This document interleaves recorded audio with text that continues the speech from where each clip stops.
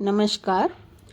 आज के इस अनुष्ठान में भाग लेने वाले कलाकार हैं सिलचर से श्रीमती चंदा वर्मा, श्रीमती राजकुमारी मिश्रा, श्रीमती बिंदु सिंह, श्रीमती रीता लोहार, काशीपुर चाय बागान से श्रीमती सीमा स्वर्णकार और मैं बेंगलुरु से वंदना वर्मा।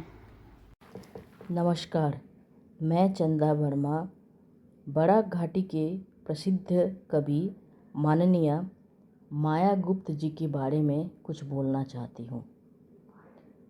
बीसी गुप्त सिलचर शहर के 20वीं शताब्दी की एक ख्यातिमान सर्वजन मान्य सदाशय व्यक्ति थे। इस खानदान के नाती मान्यवर विष्णु मोहन गुप्त जी की पत्नी थी माया गुप्त जी। उन दिनों संभ्रांत परिवार की महिलाएं कहा जा सकता है अशूरजम पश्चा थी। मैट्रिक पास करने के बाद माया गुप्त जी का विवाह हो गया। पढ़ाई का बहुत शौक था उन्हें। उम्र के ढलते पड़ाव पर वे एक एक करके एमए परीक्षा में उत्तीर्ण हुई। साहित्य के प्रति अनुराग था, सो कविता एवं विविध रचना लिखने लगी। एक उच्च माध्यमिक विद्यालय की शिक्षिका भी बनी। बड़ा घाटी के साहित्य प्रांगण में प्रख्यात साहित्यकार माननीय अनुरूपा विश्वास जी के सानिध्य में आई और माया गुप्त की कवि परिचिति बढ़ती गई। कविता की किताबें निकली, आलोचना भी हुई। प्रकृति प्रेम, जीवन यापन, आकांक्षाएं, भाषा शहीदों के प्रति मर्म वेदना, प्रकृति पर मानव का स्वार्थ, लोभाधिका कुठाराघात से आहत कवि माया गुप्त जी के शब्द में जो चित्र उभर कर आता है वह हृदय को दुखित करता है। आइए कवि माया गुप्त जी की बंगला कविता का हिंदी अनुवाद सुनिए एवं अपना विचार प्रेषित कीजिए और दूसरों को भी सुनाइए। धन्यवाद। नमस्कार, मैं श्रीमती राजकुमारी मिश्रा आप लोगों को बालार प्रकाशन की ओर से हार्दिक बधाई देती हूँ। आज मैं कवयित्री माया गुप्ता जी की लिखी हुई कविता तो भी मैं गाती हूँ गान का पाठ करके आप लोगों को सुना रही हूँ। तो भी मैं गाती हूँ गान, सीनी को कँपाकर चिलचिलाता ठंड कब का गया, बसंत भी आ लौट गया। फिलहाल रिक्त पंजर में चैती हवा बह रही, हा हा सन सन। क्या कोई आया था, प्यार किया था, पता नहीं, तो भी अच्छा लगा था। सागर में उठी थी लहरें, वही घोर में आज भी मगन है प्राण। सभी चले गए हैं तन्हाई में, एकांत में मैं गाती हूँ गान। माया गुप्ता की लिखी कविता तो भी मैं गाती हूँ गान का भावार्थ पढ़ के सुना रही हूँ। शीतकाल की ठंड सीना कपा देती है, पर उसके बाद आता है मधुर बसंत, पर उसे माधुर्य महसूस नहीं होगा। जिसका पंजर रिक्त है, चैत माह की सूखी हवा सन सन बहती, कान को संदेह होता है इस आब हवा में क्या कोई आया था, प्यार किया था। जागतिक प्यार तो तन मन को प्रसन्न करता है, पूर्ण करता है। कवि का इंगित सहज ही बोधगम्य है। अच्छा लगा था ज्वर उठना और उस घोर का आमेज की याद करना। आगे कवि का कहना, सब चले जाते हैं, सब जाने के बाद जीवन खत्म नहीं होता। सब चले जाते हैं, पर सबके जाने के बाद भी जीवन खत्म नहीं होता। भावनाएं और यादें मन में अनुगुंजित होती रहती है। धन्यवाद। नमस्कार, मैं बिंदु सिंह आदरणीय श्री माया गुप्त द्वारा रचित कविता पाठ करने जा रही हूँ। कविता का शीर्षक है अरण्य के ध्वंस पर। क्या आप पेड़ों का रोदन सुने हैं जब कोई कुठार से करता उन पर आघात? महीं पर लेटे हैं महिरू अनंत निद्रा में, जैसे बिहक के घोंसले गिरा गजपति। और वे कोलाहल करने लगे, मैं सुन सकती हूँ अरण्य का अति कराह।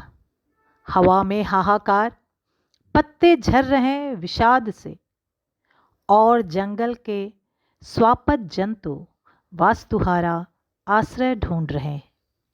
आज उनके अभ्यारण्य शायद है मानव का हृदय कंदर। इस कविता का भाव या यूं कहे सार कुछ इस प्रकार है।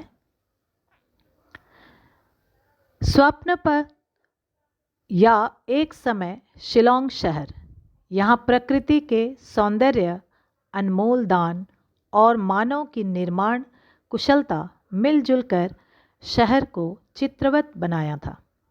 समय के साथ साथ जनसंख्या बढ़ी, बहुत सारे निर्माण कार्य शुरू हुआ, पेड़ काटे गए,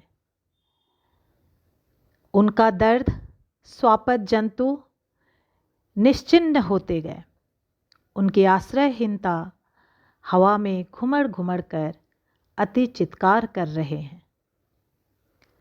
कवि का संवेदनशील मन छवि सा सौंदर्य का लोप होता, पेड़ों को काटना, पशु पक्षी निराश्रय होना दुखी होता है। धन्यवाद। आदरणीय माया गुप्ता जी की बांग्ला कविता का हिंदी अनुवाद पाठ कर रही हूँ मैं, रीता लोहार। अकेलापन। दूर के आकाश में पीला चांद, ढलते हैं निशब्द रात के प्रहर, ढलते हैं निशब्द रात के प्रहर। अकेली एक जवान लड़की, हाय क्यों वह जन्म ली, हाय क्यों वह जन्म ली। कविता का आशय। युवा काल का जीवन निराला है, आकांक्षा पुरुषार्थ ज्ञान के उदय का स्वर्णिम समय है। पर जवानी की एक चाहत होती है, और वह चाहत है मिलन का, प्यार का। आकाश का अकेलापन में एक व्यक्ति चांद को पीला देखता है, रात की निशब्दता से चिढ़ जाता। एक जवान लड़की प्यारहीन जो अकेली है को लगता है जीवन बेकार है, क्योंकि दिल में कसक पैदा होती है। उसे लगता जन्म ही बेकार ली है। कभी यहाँ एक जवान लड़की की तन्हाई की व्यथा को अंकित करती है। नमस्कार, मैं सीमा सन्नकार एक कविता पाठ करने जा रही हूँ, जिसका शीर्षक है भोर का गीत। भोर का गीत। भैरवी गा रही भोर की हवा, नदी जल काँप रहा। भैरवी गा रही भोर की हवा, नदी जल काँप रहा। प्रभात की अरुण किरण जल में झलक रही। प्रभात की अरुण किरण जल में झलक रही। तरुण टहनियों पर भोर की पंछी मधुर मधुर गा रहे।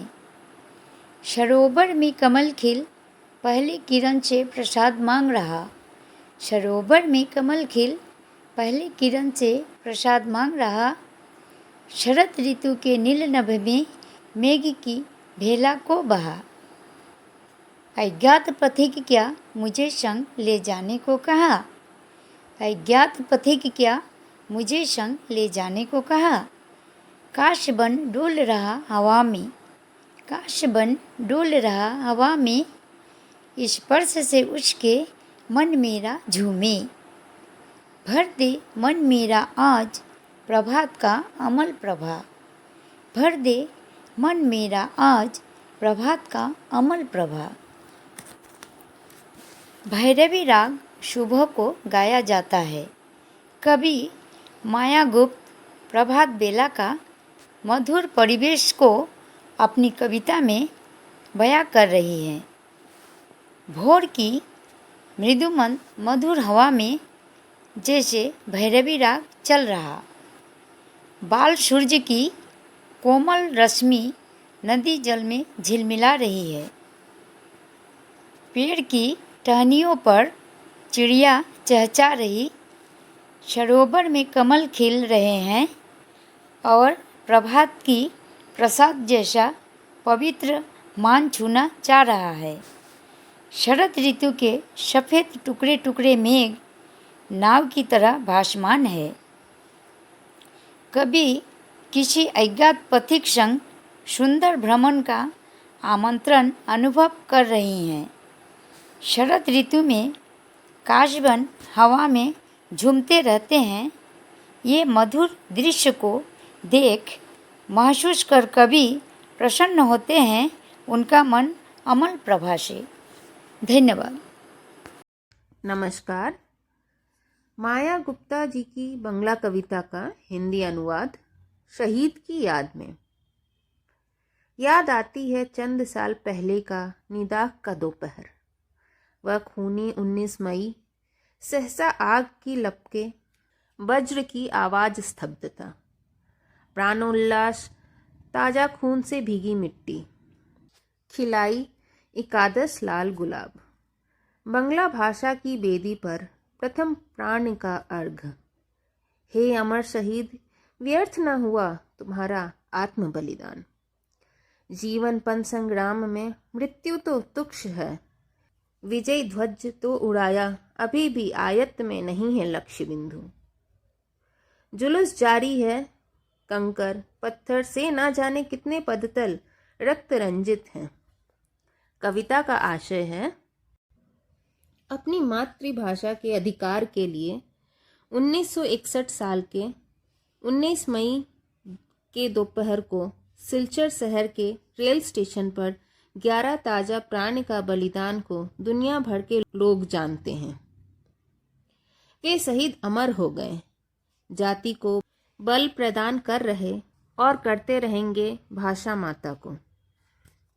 भाषा के अधिकार के लिए, भाषिक गोष्ठी के लिए सभी को सैनिक बनना है, चाहे उनके पथ पर जितनी बाधा क्यों न आए। अंत में विजय तो होगी ही। धन्यवाद। आशा है आप सबको ये अनुष्ठान अच्छा लगा होगा। कृपया इसे शेयर कीजिए और अपना सुझाव हम तक भेजने की कृपा करें। धन्यवाद।